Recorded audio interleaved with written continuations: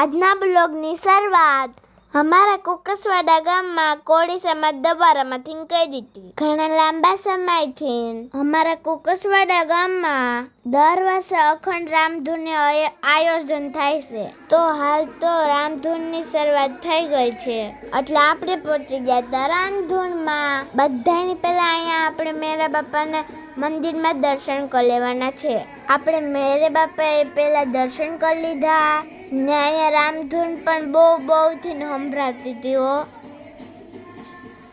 હવે આપણે રામ ભગવાનના મંદિરમાં દર્શન કરવાના છે. બધું મસ્ત રીતે શણગાર કર્યું હતું. પછી અહીંયા આપણે રામ ભગવાનના મંદિરમાં દર્શન કરી લીધા. ત્યાંથી પછી આપણે પૂગી ગયા ભીખા બાપાની સમાધિએ.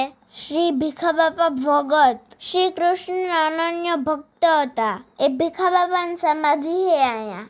પછી તો આપણે ભીખા બાપાએ શાંતિથી દર્શન કરી લીધા.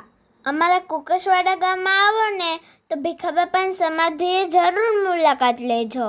હવે આપણે જવાનું છે ધજાગરામાં. અમારા ગામમાં દર વર્ષે 11ના દિવસે બધા મંદિરોએ ધજા સળતી હોય એટલે આપણે પણ ભગવાનની ભક્તિમાં લાભ લેવા પહોંચી ગયા હતા.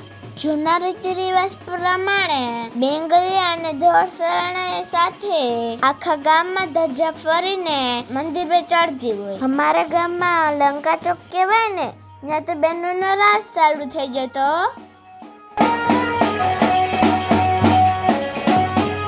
ધજા પૂરી થઈ અને પ્રસાદ ચાલુ થયો એટલે આપણે પ્રસાદ લેવા બેસી ગયા.